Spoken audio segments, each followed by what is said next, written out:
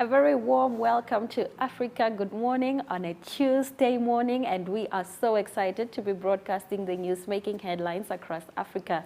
My name is Aina Raiza Koyo, and alongside me is Ashwin Berry. And today is Computer Security Day. These days, electronic devices such as smartphones, tablets, and computers make up an important component of our everyday lives. While communication has become easier and more efficient than ever before, these technological advancements have brought with them new concerns about privacy and security. There's even a holiday dedicated to keeping your online data safe and secure. It is fittingly called Computer Security Day. Have a look at this clip.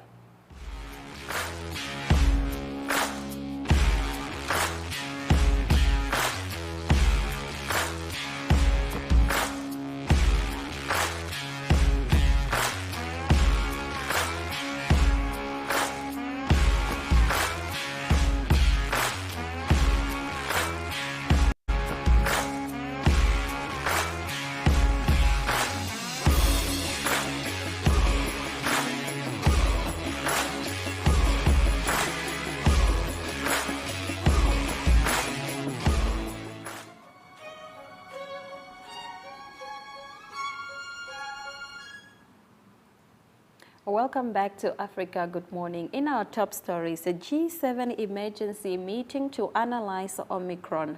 The British government, which holds the rotating presidency of G7, announced today that it will convene an emergency meeting of the group's health ministers to deal with the issue of the Omicron variant of the coronavirus. The health ministers of 7 richest countries, France, the United States of America, Canada, Germany, Italy, Japan, and the United Kingdom will meet on Monday to discuss the evolution of the situation regarding Omicron.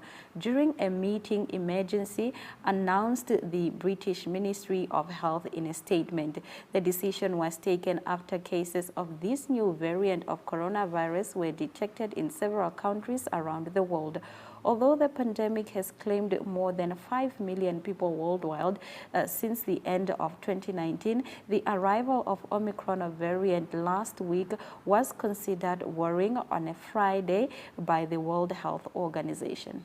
Staying with the new variant, Omicron travel bans not informed by science and won't be effective. The prohibition of travel is not informed by science and would not be effective in preventing the spread of the Omicron variant, South African President Cyril Ramaphosa said on Sunday. A number of countries, including the United Kingdom and in the European Union, have imposed a travel ban on South Africa, Namibia, and other Southern African countries after the discovery of Omicron earlier this week. These restrictions are unjustified and unfairly discriminate against our country and our Southern African sister countries, said Ramaphosa, adding that the prohibition of travel would not be effective in preventing the spread of the variant. Vaccination is by far the most important way to protect yourself and those around you against the Omicron variant, to reduce the impact of the fourth wave, and to help restore the social freedoms we all yearn for. Vaccination is vital for the return of our economy to full operation and the resumption of travel for the recovery of vulnerable sectors like tourism and hospitality, said Ramaphosa. WHO stands with African nations and calls for borders to remain open.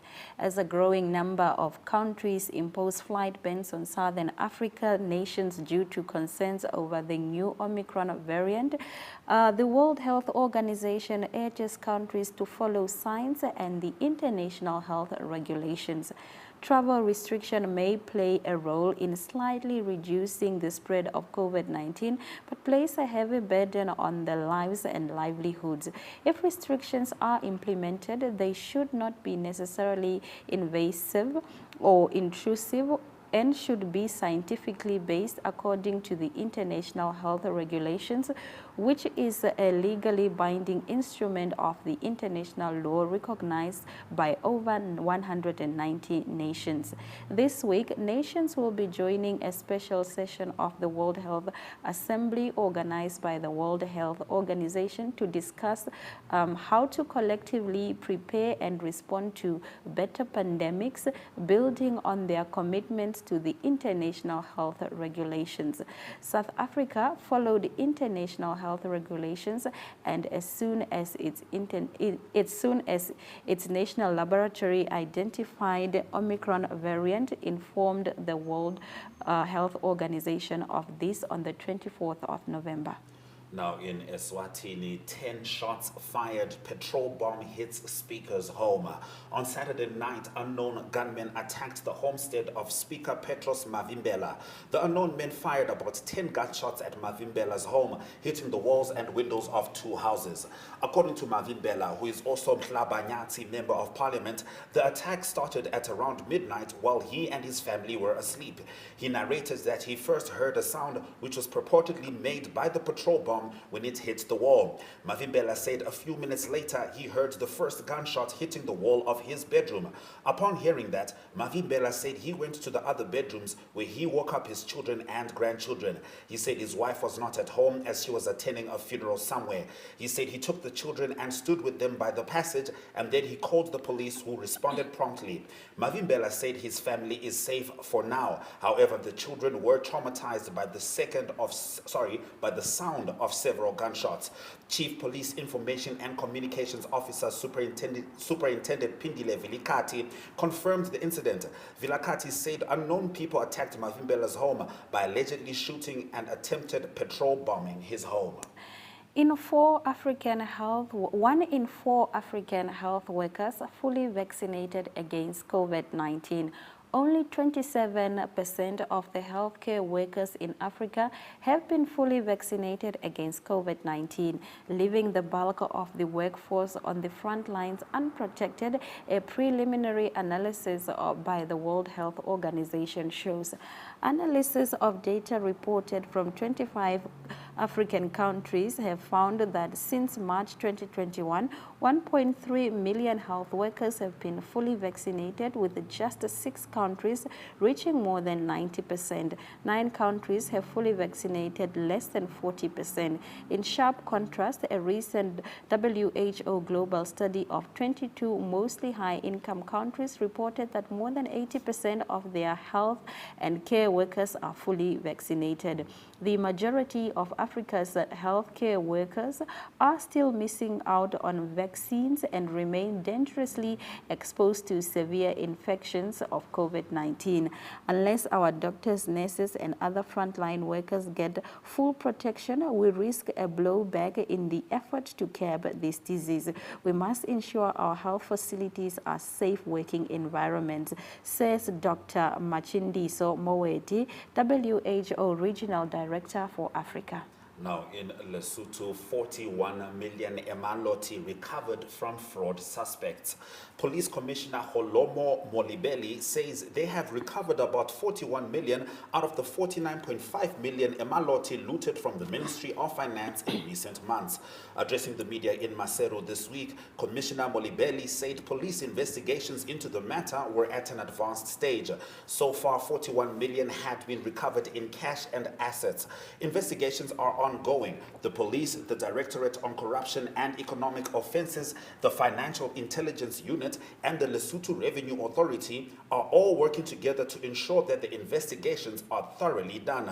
We are grateful to South Africa for the good working relations which have helped recover this money. Upon or about the period between October 2020 and September 2021 in the Maseru district, the said accused persons did unlawfully and with the intent to defraud, misrepresent to the Central Bank of Lesotho and the Ministry of Finance. The accused were not the proper and lawful beneficiaries to the said funds, and they knew at all material times that they had made representations which were false. Eradication of violence against women in Africa, the leaders of the continent commit. President Felix Tshisekedi and his African peers intend to eradicate violence against women on the continent without a lasting solution being found to put an end to this much maligned scourge.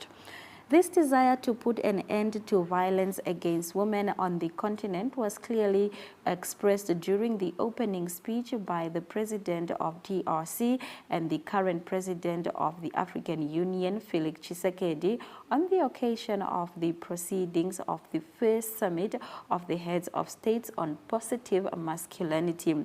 This summit offers African male leaders the opportunity to explore their approaches to positive masculinity to end a scourge of violence against women and girls in Africa.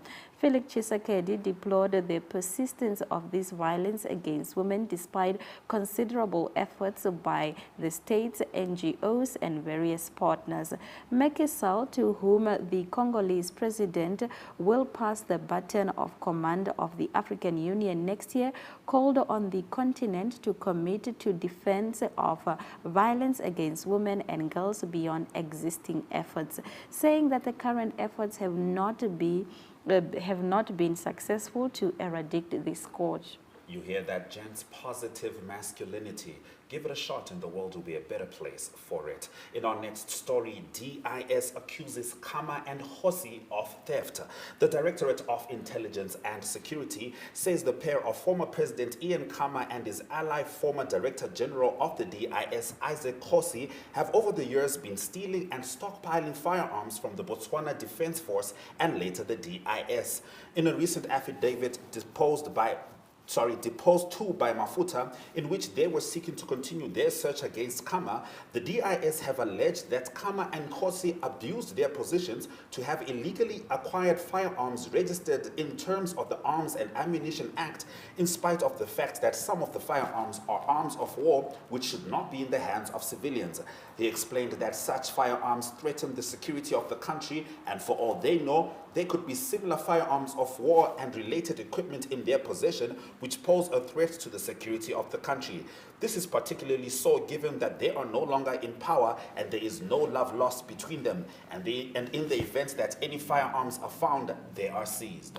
The fight against HIV and AIDS, end inequalities and AIDS and pandemics, is the motto proposed by UNAIDS to mark the 1st of December dedicated to the fight against HIV and AIDS. The Angolan Ministry of Health National Institute for the Fight Against AIDS encouraged institutions to wear a red ribbon during the month of December as a symbol of solidarity and commitment in the fight against the pandemic. UNAIDS is the United Nations program created in 1996 with the function of creating solutions and helping nations in the fight against HIV and AIDS. Its objective is to prevent the spread of HIV, provide treatment and assistance to those affected by the disease, and reduce the socio-economic impact of the pandemic. UNAIDS' global mission is to lead, strengthen and support a comprehensive response to the HIV and AIDS pandemic to prevent the spread of the disease, provide treatment and assistance to infected and affected people, reduce vulnerability of individuals and communities to HIV and AIDS, and the socio-economic and human impact of the pandemic. Later in the show, we'll show a conversation between myself and Rachel Kuma, who is the CDC representative in Namibia, about how Namibia plans on commemorating the World AIDS Day. Now, in the last of our top stories, monkeypox-like disease threatens Kibombo population in Maniema. A measles-like monkeypox disease threatens the Kibombo population in Maniema province. 119 cases, including 19 deaths, have been identified since 4 November in the village of Wanga. According to MSDmanuals.com, simian pox, a rare disease, is caused by the simian pox virus, which is structurally related to the smallpox virus and causes a similar but less severe disease. Most of the reported cases have been recorded in the Democratic Republic of Congo. Since 2016, confirmed cases have also been reported in Sierra Leone, Liberia, Central African Republic, Republic of Congo, and Nigeria. The cases of simian pox in Africa are also increasing because the population encroaches more and more on the habitats of animals carrying the virus. All right, that brings us to the end of our top stories. We have so much more coming to you right here on Africa Good Morning.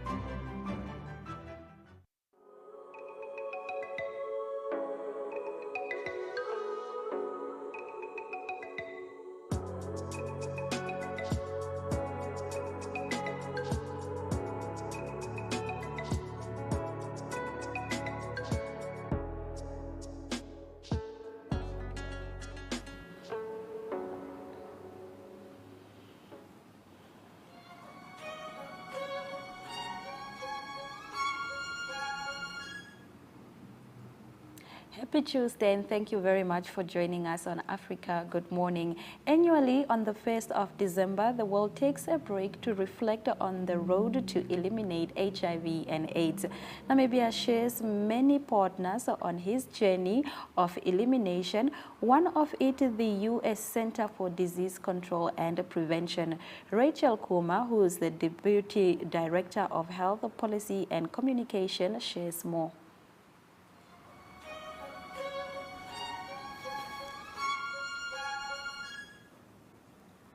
Rachel Kuma, Deputy Director of Health Policy and Communications at the U.S. Centers for Disease and Control Prevention, CDC Namibia, visits us in studio to share information on where the country stands with regards to controlling the AIDS pandemic in Namibia. Good morning, Rachel. How are you? Good morning. I'm well, thank you. It's good to have you here. Now, first question. World AIDS Day is annually celebrated on 1 December. What are the plans to commemorate this day in Namibia?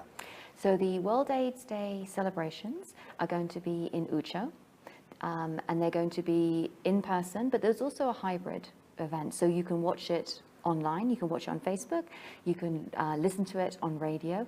So I think that's really great for the world that we're living in today, something where we're seeing that gathering it's complicated. We want to recognize, we want to be able to get together, we need to be careful, and the ministry is putting in those precautions, those protocols, and it's an outside event. It's going to be in the sports field, so being outside, we all know that's the better choice. So it's going to be in Ucho, there's going to be a march, it's going to be something to remember, like always, but again, just always being careful of the COVID precautions we need to be cognizant of. Of course, whilst making sure it's accessible to everybody. All right, so what is the CDC's involvement in Namibia's fight against the disease? So Namibia has had, we've been in this fight for a long time, and CDC has been there along the way. So the US Embassy is a committed partner in health with the country, alongside the USAID, alongside Peace Corps, and together with CDC, we work with the ministry to help end AIDS in the country. So that's looking at prevention, that's looking at care, and that's looking at treatment. So working to help people to stay healthy if they are infected, helping them to get on treatment, because once you're on treatment and you regularly take your treatment correctly, the way the doctor has prescribed it, your virus load becomes undetectable, and if it's undetectable, it's untransmittable, and if it's undetectable, you can live a long and healthy life. So it's working on making sure that people who do have HIV can stay healthy, and helping the people that might be at risk don't get the virus, don't get infected. All right, understandably so. Now, what are the achievements that the Namibian nation can celebrate with regards to this? Oh, there are so many. So I think one of them is just how much we've, since 2002 to about 2018. So those years where it was very intense, where we know how difficult life was, the number of cases, we actually saw the number of deaths halve, and that's huge. As a country, so many things were done to change that. Like we were saying, that you can now, if you get on treatment, you can live a long and healthy life, and that's an amazing achievement. But there's more than that. We're seeing that we're preventing cases, and that's actually quite hard to count. How do you count the prevention? Yeah, yes, indeed. But we're preventing people from becoming, getting infected. We are seeing new innovations. We're seeing services brought to communities, so people don't have to take a day off work to go get their medicine. So we're seeing so the ministry has set up nearly 1,785 community adherence clubs. So those are groups of people who are living with HIV, who get together, they do counseling, they're able to have one person go and collect their medicine from the clinic. So that's about 16,000 people whose lives are easier, who are able to continue living a normal life, who don't have to find that they have to make too many trips to the clinic. So things like that, I think not only are we seeing lives saved, not only are we seeing people able to live healthier lives, we're also able to see people living easier lives. So that it does, having HIV, living with HIV doesn't have to be an inconvenience. It's something that just becomes part of a lifestyle. It's a chronic disease, managed properly and carefully, and people can live that long and healthy life. All right. Now, you touched on innovation. Can you share any future projects to strengthen capacity building in the fight against HIV and AIDS? Absolutely. And again, there is so much to say. What we're seeing is everything from new ways of testing. So for TB, looking at a test where you actually use urine. So looking at tests that will be quicker and faster. Testing where we can actually look for HIV. So sorry, just to explain why I mentioned TB. Because TB and HIV often go together. Someone who's HIV positive may be more at risk of catching TB. So wanting to make sure that we help, and prevent those two diseases together. So the next one I was going to say was HIV testing. There's a new test that the ministry is rolling out that allows you to look how recently someone got infected. Were they infected in the last year, or was it a longer infection? And that helps us identify whether we have new outbreaks, new hotspots, we might want to call it. So these new tests help. Jumping to the lab, ways of getting results back to the clinic and the patient quicker. So that's important, because sometimes people might feel they're waiting long, or they don't know what's happening. If you're not doing well on treatment and it takes a long time to get the results back, then you're not doing well for longer. If you can get those results back quickly, you can help a patient get healthier quicker. You can make the change that they need. So thinking about how we can get those results back to the patient. So that's amazing. That's wonderful. And then, yes, I think that those are some of the big ones. Multi-month dispensing. That's when, I'm sorry, it's a fancy term, right? I just put it in a simpler language, which is getting more medicine every trip. So that means when you go to the clinic, you're able to get maybe 2, 3, 4 months. So you don't have to come back as often. Exactly, which is really convenient. Absolutely, and especially in this climate where you travel less. And exactly, so it makes a big deal. So it's thinking about how can we make life easier, better, more convenient. All right, thank you very much, Rachel, for joining us on Africa. Good morning. Thank you. All right, so we were just having a chat with Rachel Kuma, Deputy Director of Health Policy and Communications at the U.S. Centers for Disease and Control Prevention, CDC, in Namibia. And we were talking about World AIDS Day, which will be commemorated on the 1st of December in Ocho, but the event itself is going to be decentralized and accessible to everybody. This is Africa Good Morning, bringing you the news as you need it.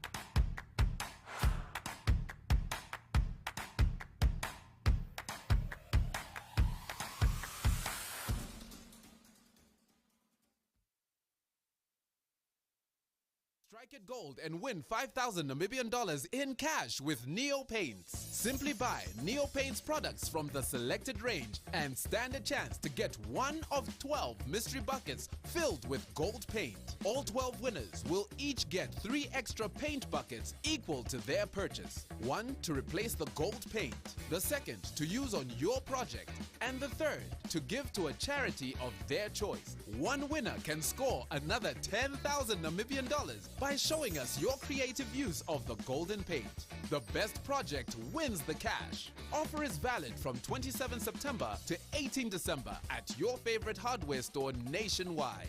Visit us at neopaints.com for more competition details and follow us on Facebook for weekly competition updates. Neopaints, a coat of excellence.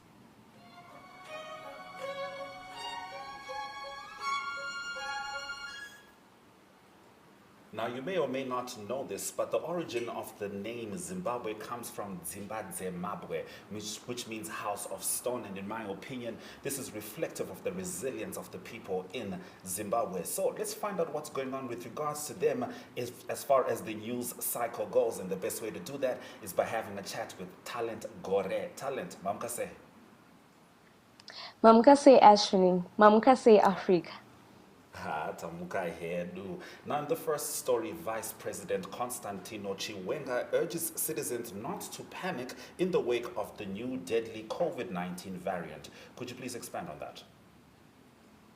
So, Vice President Constantino Chiwenga has urged citizens and the nation at large not to panic in the wake of the new deadly COVID-19 variant, Omicron, which was detected in neighboring South Africa and Botswana, saying that government had put in place adequate measures, including tight border controls to contain the virus. Chiwenga, who also doubles up as the health minister, said that the Minister of Health wants to assure the nation that there is no need to panic as the above measures are being put in place. He said that there were tight border controls that are being implemented at the border posts, and he also said that It also said that investigations were being done to ensure that the new variant is not in Zimbabwe at the moment. But there are concerns from the citizens who are saying that they feel like the new variant is already in Zimbabwe, and they feel that the government should impose a total lockdown on Zimbabwe. Yeah, because I wanted to ask that because, aside from being an accomplished journalist, first you are a Zimbabwean citizen. Aren't people actually panicking? Is it just on social media? Is it reflective in how people are conducting their everyday business? People on social media are panicking, but if you go on the ground, people are acting as if the new variant has not been detected. They're acting as if everything is normal. You find that they're not social distancing anymore. You find that they're not wearing their masks properly and they are no longer sanitizing. So you find that there are people who are not even aware of the new variant. They're just going about with their business as if business is normal. All right, 10 Ethiopians arrested for illegal entry into Zimbabwe. Please tell us more.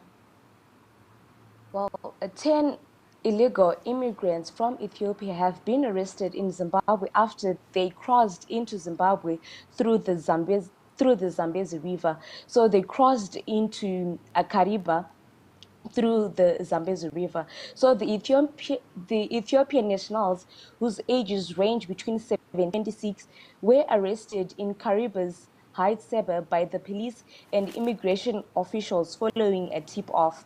And they have since appeared before the Kariba magistrate, who gave them a suspended sentence for contravening the Immigration Act through entry by evasion. So the 10 illegal immigrants are going to be transported from Kariba to Harare through the prison systems ahead of deportation. They had entered into Zimbabwe. Trying to cross over, to cross over into South Africa. They are en route to South Africa. So now they're going to be transported from Kariba to Harare so that they'll be deported back to their country. All right, sticking with the theme of borders, robbers hit cross-border bus and get away with 170,000 rand as well as 7,000 US dollars. Could you tell us about the story? So 66 passengers aboard an MBT bus to South Africa were robbed of 170,000 rand and $7,000 after 3 armed robbers who had pretended to be genuine passengers drew out pistols and started shooting at passengers in the roof of the bus while ordering the bus driver to stop. The bus driver and 3 passengers were injured, and one of the female passengers was shot on the chest and right now she's in critical condition and was admitted at Gweru Provincial Hospital. Some of the passengers who spoke to journalists said that they were traumatized after this experience. They said that the passengers said that after searching everyone and taking away cell phones and money, the robbers then disembarked from the bus and ordered the bus driver to drive away. So the bus driver then drove to the police station where he filed a report. So currently the passengers saying that they are traumatized, and there are other passengers who were shot who are actually injured and are in hospital as I'm reporting this to you guys. We certainly hope that there can be some mental health assistance for those traumatized passengers. Thank you very much, Talent, for bringing us the news as it is from Zimbabwe. You're welcome, and thank you very much for having me. It's always good having you on Africa Good Morning. Now we're also hoping to have an Africa Good Day. And one way to make sure of that is by checking out our weather forecast up next.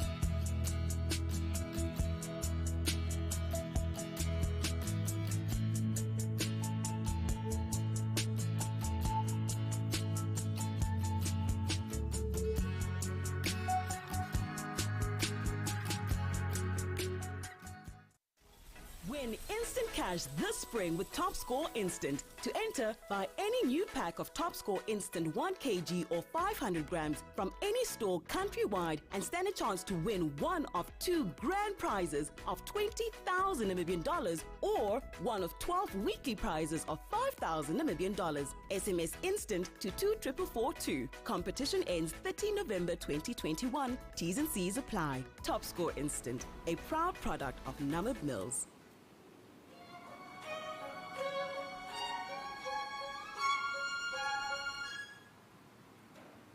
Welcome back to Africa Good Morning. Various presidents and cabinet ministers contributed to the 2021 Global Education Meeting, which took place under the theme of Invest for Education Now. Here are the thoughts of Gracia Machel, an international advocate for children's rights and widow of former South African President Nelson Mandela.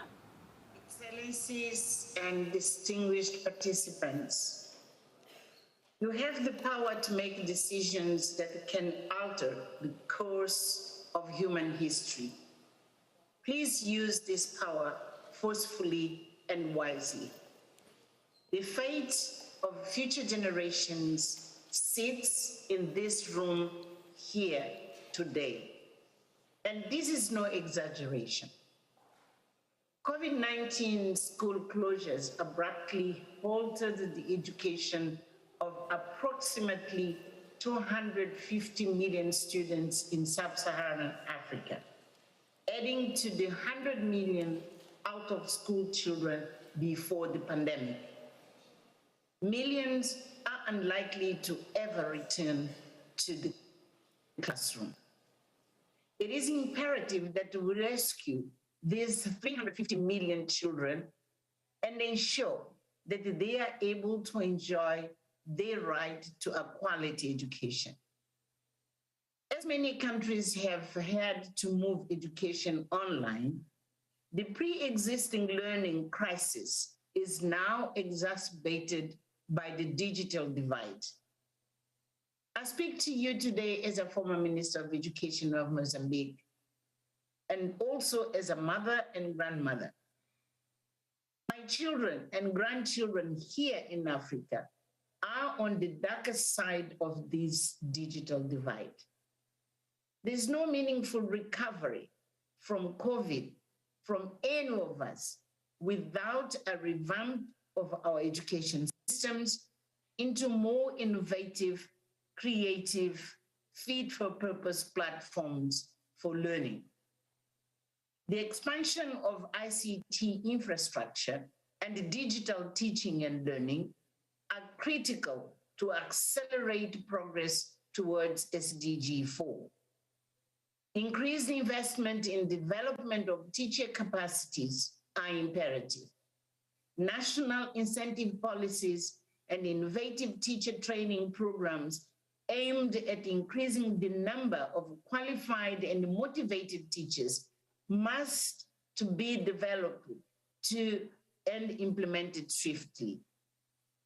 Technologies are evolving at a rapid pace, and we therefore have to strengthen science, technology, engineering, and mathematics education. And while I emphasize girls' education, I will add that we must step up the fight against forced marriages, early pregnancies, sexual abuse, and violence in schools. All girls must be brought into the formal education system and retained in school until completion of at least secondary education and best higher education. As I close, I do so alongside my strong support for us to be bold enough today to adopt the Paris Declaration. I encourage its adoption alongside fresh commitments, not a recycling of old unmet promises, but robust commitments by national and international leaders to invest aggressively in education, both domestically and internationally, and to galvanize strong policy measures with accountability mechanisms to accelerate the progress toward the SDG 4 Education 2030 agenda. We have a sacred obligation to set our children up for success. Let us not fall short of our responsibilities to give our youngest generation an education of excellence they deserve. I thank you.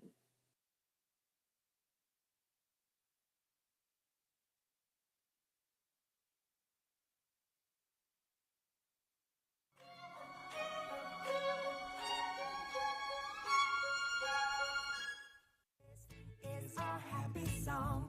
Take this ring and put it on a perfect smile, a perfect fit. We can't go wrong. Hey, let's stop the world. Just a boy and girl. Today we'll start together. Today we'll start forever. Ever, ever, oh. Ever, ever, oh. Today we'll start. What if we laughed?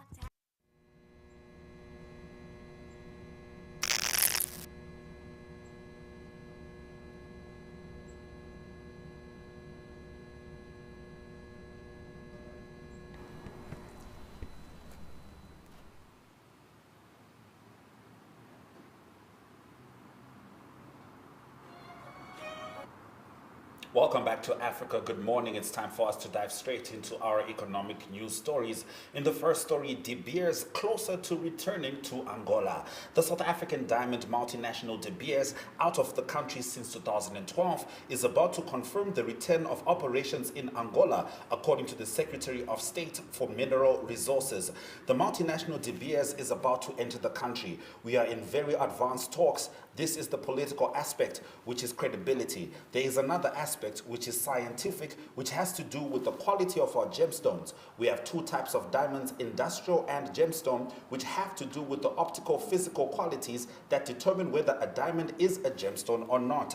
The first International Diamond Conference took place from the 25th to the 27th in the city of São Remo, Lunda Sul, and was attended by several national and international experts. The event discussed the future of the diamond industry in Angola and the situation on the world market. The first International Diamond Conference in the city, Angola. Sorry, my sincere apologies. The event discussed the future of the diamond industry in Angola and the situation on the world market. In our next story, government to finally scrap e-tolls on GFIP. Official announcement to be made in February 2022 budget once National Treasury agrees on an alternative funding model, says Transport Minister. The Cabinet has decided to scrap the controversial e-toll scheme on the Gauteng Freeway Improvement Project. Transport Minister Fakile Mbalula confirmed this on Friday, but said the National Treasury had stopped the implementation of the decision. When we went to Cabinet, a decision was taken. When it was supposed to be implemented to scrap the e-tolls, Treasury said, no, wait. Mbalula said during a briefing on the state of the transport entities in Johannesburg. So that is where we are. We have done a lot of work between then and today, so we will be ready for February to make an announcement on this matter and how we are going to handle the e-toll thing in South Africa. Minister of Finance will be in a position to make announcement in the budget speech in February. If not, we may make that announcement even before the budget speech if Cabinet and us are in agreement on a way forward. The deadline is now February, Fikile said. All right, in our next story, Africa-China Summit continues in Dakar. The summit Africa-China opened on Sunday in Senegal's capital, Dakar. During the opening, the Senegalese Minister of Foreign Affairs appealed to China for help in bringing peace to the Sahel region. We would like China's influence to be a strong voice in support of Senegal and all the countries involved in the problem of security and in the Sahel, so that our forces there have even more legal means to fight against terrorism and irredentism. China remains the continent's main trading partner. We maintain this financial cooperation with transparency and responsibility so as not to worsen our level of indebtedness. We therefore take great care to ensure that our debt does not exceed the criteria and conditions that have been said, concluded Aissata Tao Sao. The summit takes place after a visit in November by U.S. Secretary of State Anthony Blinken, who visited Kenya, Nigeria, and Senegal. East Africa region bans dumping of electronic waste, calls for recycling. A ban on the dumping of electronic waste in the region received a boost after the East African community prohibited the importation of cathode ray tube and standalone use computer monitors with effect from the 1st of July 2022. The decision follows concern that firms in developed countries were exporting these items to developing countries perpetually as refurbished and good for use, while instead we're dumping them so that they don't have to deal with the e-waste when they become obsolete. Many African countries have non-existent or unsafe recycling practices which endanger both the people's health and the environment. Items with CRTs are particularly harmful because they contain lead and known toxic.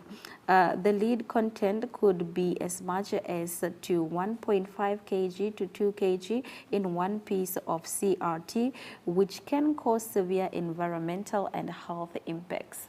That brings us to the end of our economic news stories. Up next, economic indicators.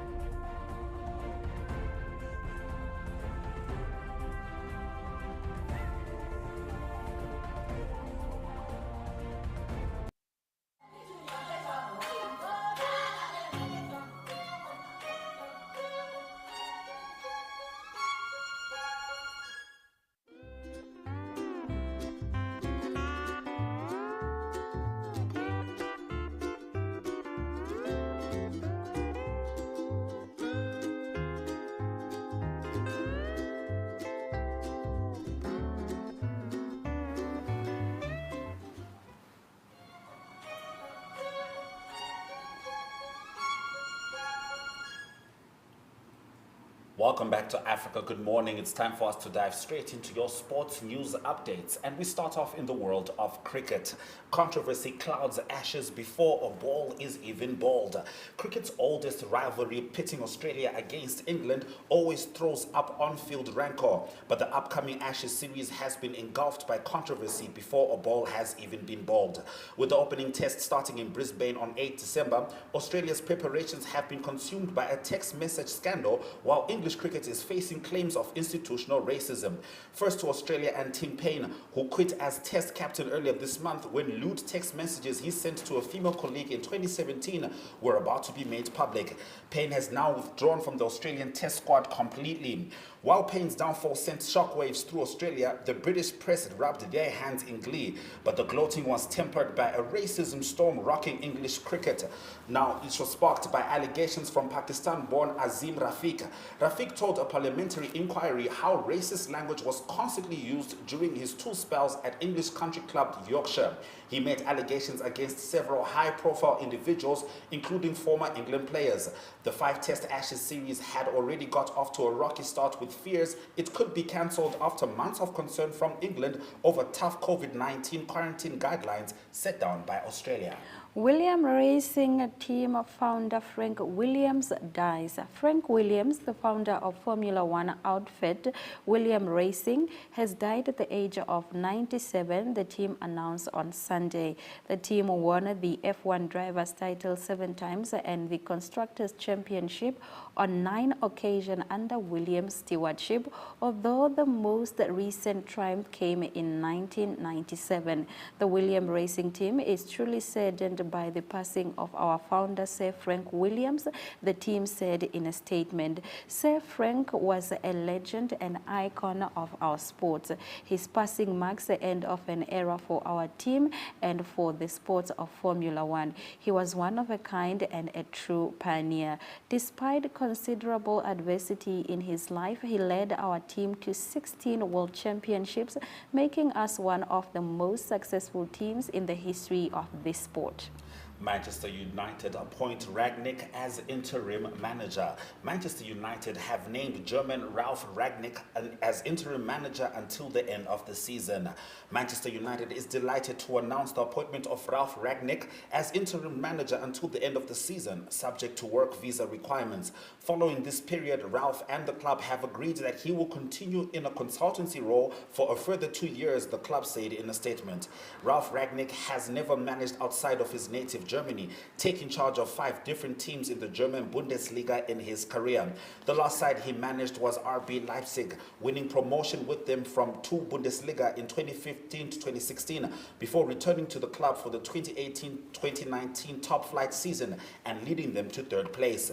He will become only the 6th German manager to manage in the Premier League, following in the footsteps of Felix Magath, Jurgen Klopp, Jan Stewart, Daniel Farke, and Thomas Tuchel.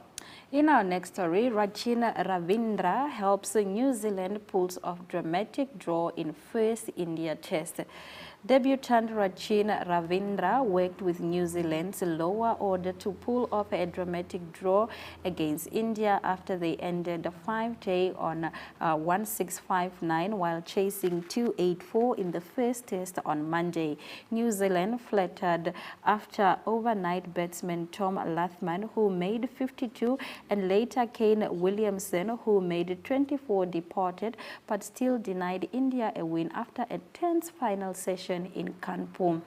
Left-handed Ravindra put on key partnerships, including 8-wicket and stand of 46 deliveries with Kyle Jamieson, and then held 4 for 52 balls with Ajax Patel before umpires ended the play due to bad light. The Kiwis slipped to 138-7 in the 79th over when Ravindra brought back the fight with Jamieson for the company. The left-handed Lathman and night watchman Williams Somerville denied India a wicket in the first session as the two put on a 76 runner for the second wicket. That brings us to the end of our sports news stories. After the break, your headlines.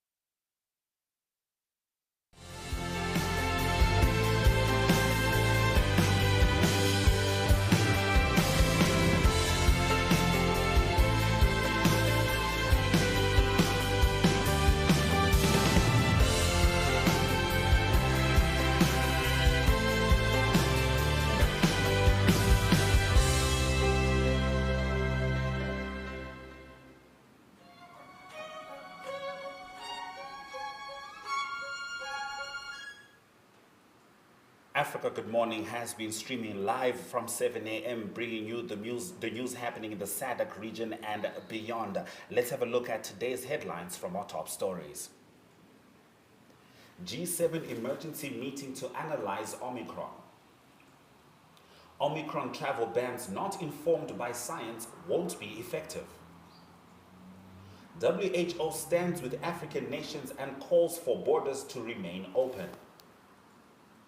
10 shots fired, petrol bomb hits speaker's home. De Beers closer to returning to Angola. Controversy clouds ashes before a ball is even bald. Those have been our stories. We thank you very much for joining us on Africa Good Morning. Please visit our website. It's called One Up 2, and there you will find all our shows. We do encourage you to send us your remarks regarding our show. You can email them to us. Our email is agm_2centsworth@nmh.com.na. Alternatively, you can post them on Facebook and Twitter. Please wear your mask, avoid unnecessary public gatherings. We are still in the middle of a pandemic. From all of us here in studio, it's all our love, all our light. Swera Jakanaka.